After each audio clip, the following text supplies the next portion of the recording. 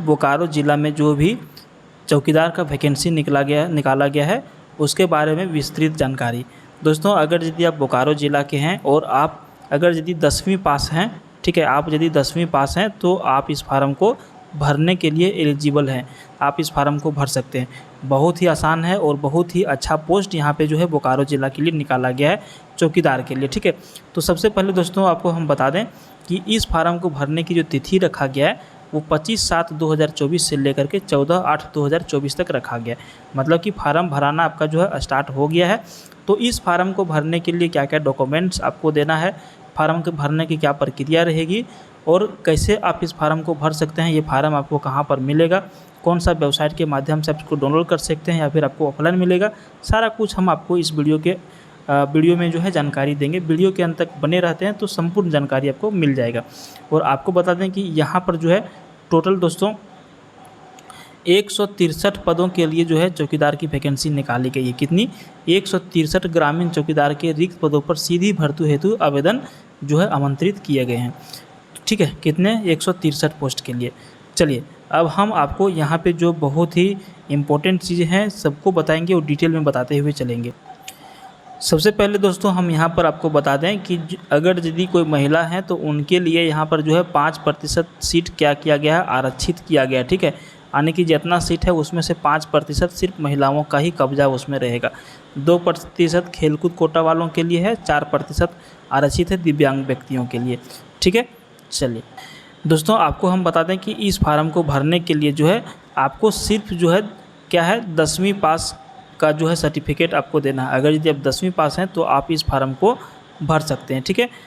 तथा अभ्यर्थी को स्थानीय रीति रिवाज, भाषा एवं परिवेश का ज्ञान होना अनिवार्य होगा।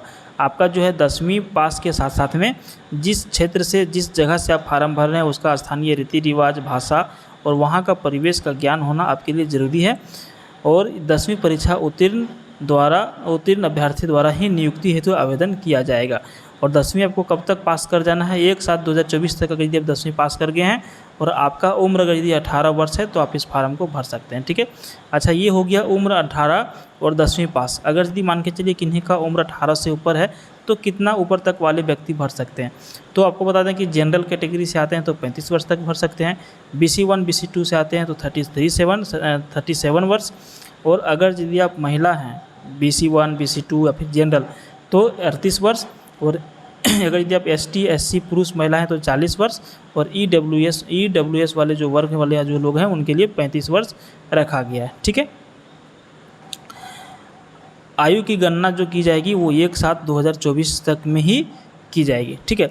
उसके बाद बोलता है दोस्तों कि अभ्यर्थियों को संबंधित बीट क्षेत्र या अस्थायी निवासी होना अनिवार्य होगा। जिस बीट के रिक्ति के विरुद्ध आवेदन कर रहे हैं, जिस जगह के लिए आप आवेदन करिएगा दोस्तों उस क्षेत्र का जो है आपका स्थानीय निवासी होना ज़रूरी है, उस बीट क्षेत्र का, समझ लिए। तो ये आपको कैसे पता चलेगा और ये बीट क्षेत्र क्या है? तो बीट क्षेत्र यहाँ पे जो है देखिए, जो सीट आपका खाली है इसका एक लिस्ट भी है, आपको एक वेबसाइट भी हम बताएंगे वीडियो के अंत में, वहाँ पर जा कर के ये सारा चीज़ आप डाउनलोड करके देख सकते हैं कौन सा बीट में क्षेत्र में खाली है। मान के चलिए बीट संख्या 9/7 है और जगह का नाम है लालपुर, ठीक है। फॉर एग्जाम्पल हम ये आपको नहीं बता रहे कि ये लालपुर वहाँ पर लिखा हुआ है, एग्जाम्पल के तौर पर बता रहे हैं। तो आपको अगर यदि आप इस क्षेत्र के लिए भर रहे हैं तो यहाँ का निवासी होना ज़रूरी है, ठीक है। वो डिटेल हम आपको बता देंगे आगे।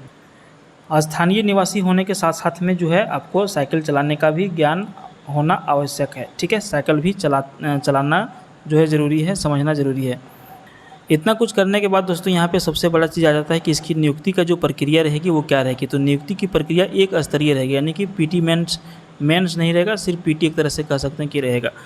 और इसको फार्म भरने के बाद यहाँ पर जो है दोस्तों सबसे पहले आपका जो है एक लिखित परीक्षा लिया जाएगा, और लिखित परीक्षा में जो है 50 अंकों की परीक्षा ली जाएगी।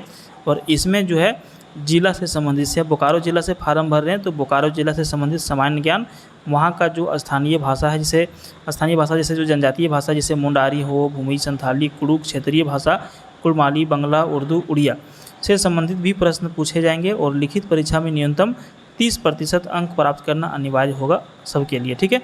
सफल उम्मीदवारों का 1:3 के अनुपात में जो है मेघा सूची तैयार किया जाएगा, यानी कि एक सीट पर प्रत्येक 3 व्यक्ति को पास किया जाएगा PT में।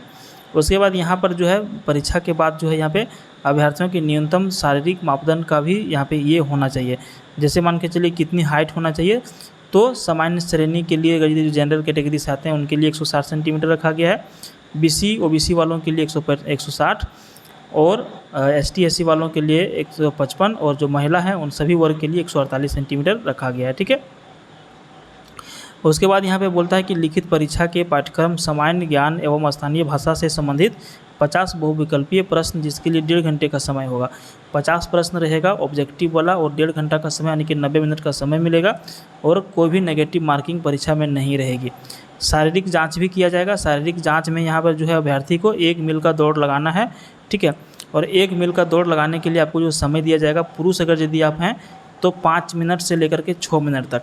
अगर यदि कोई व्यक्ति 5 मिनट या 5 मिनट से पहले दौड़ जाते हैं तो उसको 20 अंक मिलेगा, या फिर कोई व्यक्ति 5 मिनट से 6 मिनट के बीच दौड़ते हैं तो 10 अंक मिलेगा। महिलाओं के लिए 8 मिनट या फिर 8 से 10 मिनट तक का समय रखा गया है।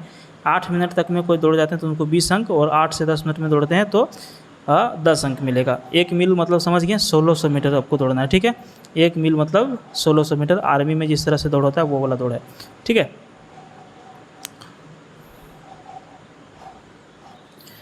उसके बाद दोस्तों 11 नंबर में बोलता है मेगा सूची यानी कि मेरिट लिस्ट। तो लिखित परीक्षा में प्राप्त अंक, शारीरिक परीक्षा में प्राप्त अंक एवं कार्य अनुभव में प्राप्त अंक के योग के आधार पर मेगा सूची तैयार की जाएगी। ये कार्य अनुभव क्या है? तो कार्य अनुभव ऐसा ये है कि जो व्यक्ति पहले से जो है चौकीदार में काम कर रहे हैं और इस फार्म को वो भरे हैं। ठीक है। इस फार्म को वो भरे हैं तो जितना वर्ष वो काम किए, जैसे कोई 5 वर्ष तक काम किया इसको भरे हैं तो इनको 5 × 2 प्रत्येक 1 वर्ष पर 2 अंक इनको बोनस में मिलेगा, इनको वेटेज दिया जाएगा, वो भी नंबर जुड़ेगा। ठीक है। इसीलिए कार्य अनुभव लिखा गया है। उसके बाद चिकित्सा परीक्षण 12 नंबर बोल रहा है कि नियुक्ति के पूर्व सफल अभ्यर्थियों के स्वास्थ्य की जाँच की जाएगी। सरकारी सेवक के रूप में अपने कर्तव्यों के निर्वहन हेतु आवश्यक शारीरिक एवं मानसिक स्वास्थ्य मापदंड के आधार पर अभ्यर्थियों के योग्य पाए जाने पर ही नियुक्ति किया जाएगा। 13 नंबर बोल रहा है कि चौकीदार के पद पर बहाली परीक्षा आधार पर की जाएगी। परीक्षा की अवधि 2 वर्ष की होगी। अगर किसी चौकीदार की सेवा परीक्षा की अवधि में संतोषजनक नहीं पाई जाती है तो उसकी परीक्षा 1 वर्ष बढ़ाई जाएगी। उसके बाद भी अगर यदि नहीं पाई जाएगी तो उसकी सदस्यता क्या कर दी जाएगी, उपस्थिति क्या कर दी जाएगी, सेवा समाप्त कर दी जाएगी। ठीक है। सैलरी बहुत बढ़िया है दोस्तों। ठीक है। सैलरी 5200 से 20200 ग्रेड पे 1800 के आधारित पर किया जाएगा और वेतनमान जो शेड्यूल पे मैट्रिक्स लेवल 1 के तहत 18,000 से 56,900 के मूल वेतनमान 18,000 तथा समय समय पर दे अन्य भत्ता भी लागू होगा। बिल्कुल सरकारी है तो से क्या होगा, पैसा आपको मिलेगा। आवेदन पर करने की जो प्रक्रिया है इसको थोड़ा सा डिटेल में समझ लीजिएगा। अगर यदि आपको किसी तरह का डाउटफुल है तो इसका आप स्क्रीनशॉट लेकर के बढ़िया से डिटेल में पढ़ लीजिएगा, उसके बाद ही आवेदन को भेजिएगा। ठीक है। चलिए हम आपको डिटेल में बता देते हैं एक बार। देखिए दोस्तों, सबसे पहला चीज़ यहाँ पे है कि उपरोक्त योग्यता सह या अर्हता रखने वाले उम्मीदवारों से विहित प्रपत्र में यानी कि ऑफलाइन प्रपत्र में पत्र, आवश्यक कागजात तथा शैक्षणिक, उसके बाद यहाँ पे देखिए शैक्षणिक अंक पत्र। ठीक है। जो आपका सर्टिफिकेट है 10वां 12वां ग्रेजुएशन या फिर जो आपके पास डिग्री है उसका अंक पत्र यानी कि मार्कशीट, उसका ओरिजिनल सर्टिफिकेट का फोटोकॉपी, प्रमाण पत्रों की सब अभिप्रमाणित प्रति, एक फ़ोटोकॉपी रहेगा, उसके ऊपर सभी के ऊपर आप लोग साइन अपना कर दीजिएगा। आरक्षण का दावा करने हेतु सक्षम पदाधिकारी द्वारा निर्गत अद्यतन आवासीय प्रमाण पत्र, जो आपका रेसिडेंस प्रूफ होगा, स्थानीय प्रमाण पत्र होगा उसको। उसके बाद आय एवं संपत्ति प्रमाण पत्र एवं जाति प्रमाण पत्र। ठीक है। आय भी लगाना है और उसके बाद जाति प्रमाण पत्र भी लगाना है, जन्म तिथि से संबंधित शैक्षणिक प्रमाण पत्र भी लगाना है और अगर यदि कोई व्यक्ति पहले से कार्य कर रहे हैं तो उनको अपना प्रमाण पत्र भी लगाना है और सब अभी प्रमाणित 2 पासपोर्ट साइज का फ़ोटो भी संलग्न करते हुए 14/8/24 तक जिला सामान्य शाखा उपायुक्त कार्यालय बोकारो में आवेदन जमा कराया जा सकता है। दिनांक 14/8/24 के बाद प्राप्त आवेदनों पर विचार नहीं किया जाएगा। अब यहाँ पे डॉक्यूमेंट्स के बारे में आप समझ गए। ठीक है। इसको आप स्क्रीनशॉट एक बार कर लीजिए कि क्या क्या आपको मांगा गया है। ठीक है। बी नंबर बोल रहा है कि किसी अन्य कार्यालय में आवेदन जमा करने पर उसका आवेदन स्वतः निरस्त समझा जाएगा। आवेदन को बंद लिफाफे में निबंधित डाक या स्पीड पोस्ट से ही भेजा जा सकता है। ठीक है।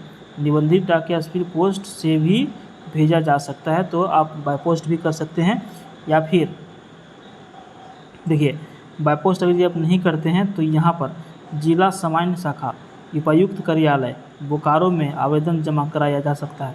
ठीक है। तो दोनों तरह से आप फार्म को जमा कर सकते हैं। उसके बाद ये आपको सबसे बड़ा चीज़ जो हम बता रहे हैं, अन्य विवरणी जिला की अधिकृत वेबसाइट, ठीक है। अगर आपको ये फॉर्म कहाँ पर मिलेगा, आप कैसे भरिएगा, तो सबसे पहले ये जो वेबसाइट आपको दिया गया है www.bokaro.nic.in, इसको आपको गूगल क्रोम में जाके सर्च करना है, रिक्रूटमेंट में जाना है, वहाँ पर चौकीदार का जो वैकेंसी निकला है उसका PDF को डाउनलोड करना है और वहीं पर आपको जो है इसका फार्म भी मिल जाएगा। और अगर यदि आपको लग रहा है कि आपको फार्म भरने में दिक्कत होगा तो आप हमें कमेंट करिए, हम एक दूसरा वीडियो लेकर के आ जाएंगे जिसमें आपको ये बताएंगे कि फार्म कैसे भराएगा, ठीक है। बहुत ही आसान है, आप अपने से भरिएगा तो गलती होने का संभावना ज़्यादा रहेगा, इसलिए आप देख समझ के ही भरिएगा। हालांकि हम एक वीडियो आपको प्रोवाइड करवा देंगे फार्म कैसे भराएगा, ठीक है। तो इस वेबसाइट के माध्यम से सारा नोटिफिकेशन आप डाउनलोड कर लीजिएगा एवं प्रपत्र को डाउनलोड किया जा सकता है और डाउनलोड करने के बाद उसमें भर के भेज दीजिएगा।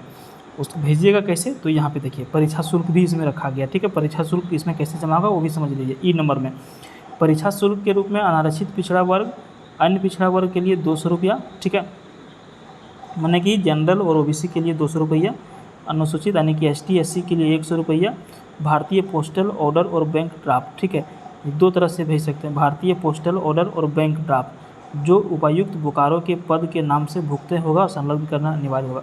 उसी फॉर्म में चाहे तो पोस्टल ऑर्डर लीजिए 200 का या फिर 100 का, जो आपको बोला गया है, और या फिर बैंक ड्राफ्ट बना करके उसी में डालिए, उसी फॉर्म में। परीक्षा की तिथि दैनिक स्थानीय समाचार पत्रों के माध्यम से बाद में प्रकाशित कर दी जाएगी, ठीक है।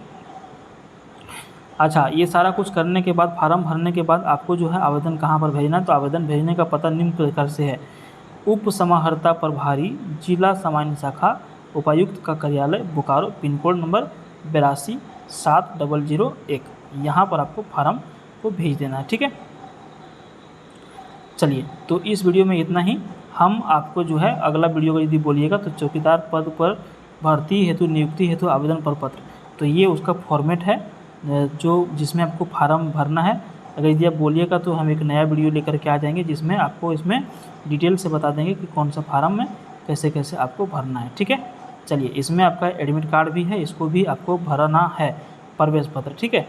तो डिटेल में हम आपको दूसरा वीडियो लेकर के आ जाएंगे, वहाँ पे आपको बिल्कुल समझा देंगे, ठीक है। देखिए, बीट संख्या वगैरह के बारे में जो बोल रहा है ना, जैसे मान के चलिए ये फार्म निकला हुआ है, जैसे जगह का नाम है चास, ठीक है, अंचल का नाम चास हो गया, रिक्त पद की बीट संख्या जैसे 1/5 में खाली है, रिक्त बीट का नाम कौन सा बीट में खाली है, तो झोपड़ो, मानटाण, दूधीमाटी, धतकीडी। पंचायत कौन सा पड़ता है, चैनपुर, तो चैनपुर पंचायत है, चंदाहा पंचायत है, बाबूड़ी है, पुंडरू है, कुमारदग्गा है। तो ये सारा पंचायत में सीट में खाली है, तो जब फार्म को भरिएगा तो ये सब का आवश्यकता पड़ेगा, ठीक है। तो बढ़िया से सावधानी से ही फार्म को भरिएगा। चलिए, मिलते हैं दूसरा वीडियो में, तब तक के लिए बाय, जय हिंद, जय भारत।